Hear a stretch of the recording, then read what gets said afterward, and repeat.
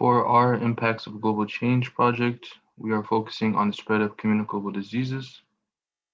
I'm Rueven Ben-Zeev. I'm Christian San. I'm Timothy Wen. And I'm Urael Solomon.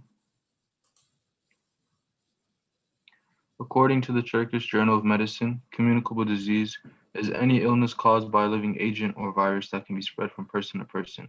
Some common examples are influenza and measles.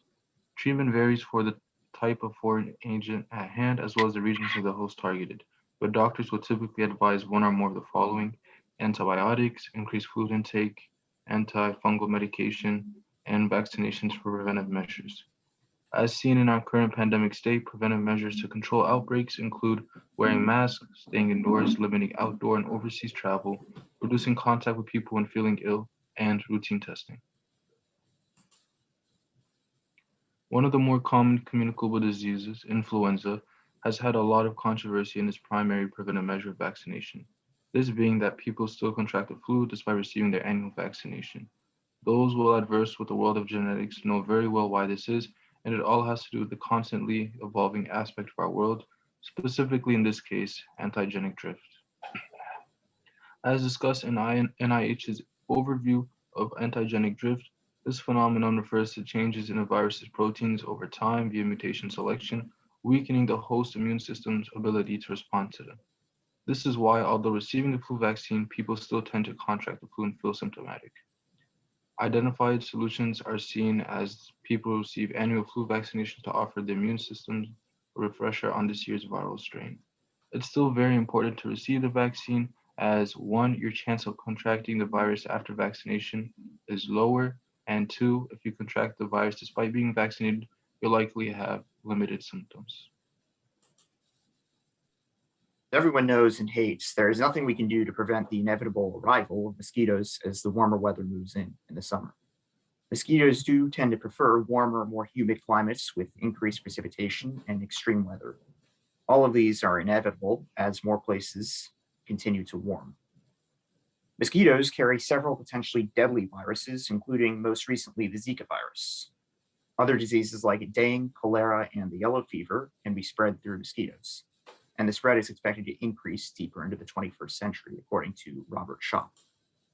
These diseases can be fatal in their most severe form, and there's also a shorter incubation period for these viruses in higher temperatures, meaning that as the climate warms, it'll be easier for these viruses to spread throughout the human body and to other humans.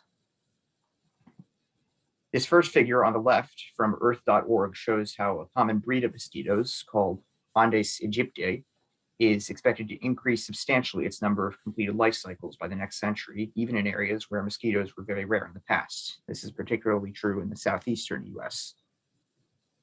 The second figure here on the top right by the New York Times shows an increased risk for dengue as a result of the higher number of mosquitoes by the year 2080.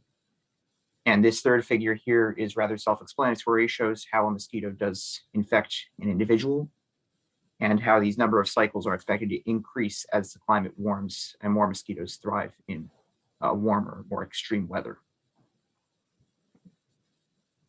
According to Mike Holm from NCBI and NIH, as the climate warms, it will become more difficult to predict where the most severe disease outbreaks may originate from and spread to. COVID-19 spread out of control so quickly because of the very high degree of uncertainty with the virus, which shows that the less certain we are, the more dangerous future pandemics may become in an unstable climate. COVID-19 additionally shows us how situations that seem stable at the moment can become out of control very quickly. Inaction does nothing to mitigate the spread of a disaster, and the longer we wait, the more severe the situation may become, and we should never just hope for the best. So another form of less commonly known communicable disease transmission is through food, and we already observe changes due to climate change. According to the Canadian Communicable Disease Report, they conducted a study and found that microbial foodborne diseases are on the rise. 4 out of 5 of the foodborne diseases in Canada that make up 90% of the country's illnesses have been seen to have an increased correlation with weather. Additionally, climate-dependent diseases have been observed to have higher survivability in regions they were previously not found in. So you might be wondering, what do scientists want us to do with this information? Well, as weather patterns change, the CCDR estimates that the overall burden of pathogens will increase in the near future. Scientists fear that pathogens may spread to regions where they previously did not exist. This could cause havoc in those areas and could impact the people that live there. Additionally, researchers warn that there is a need for public awareness and policy changes to prevent future contamination and illnesses. So, additional anthropogenic impacts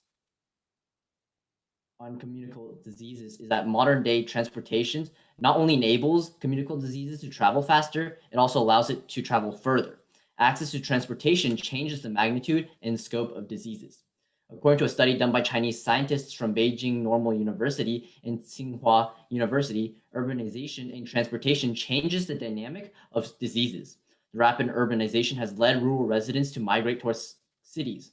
According to the Chinese study, this dramatic change in third world populations have led many into high-risk, poor healthcare situations where diseases are highly transmissible. Additionally, the international academic consensus is that air travel can propel an increase in diseases on a global scale. This can be found in history as the H1N1 pandemic was found to have spread through air travel. Another relatable example can be found nowadays during the COVID-19 pandemic. Transportation has allowed an airborne disease to cross oceans, deserts, and mountain ranges, ultimately affecting every corner of the globe. So according to an academic journal published in November of 2020 on the relationship between temperature shifts and infectious disease, it was found that unpredictable climate variation could possibly lead to an increase in diseases. As seen in the top two graphs, also created by PLOS Biology, the scientific journal that published this study, it can be seen that parasites acclimate to temperature shifts much faster than their hosts, allowing the parasites to thrive. In the same study, it was also found that thermal mismatches between hosts and parasites predict infectious outcomes.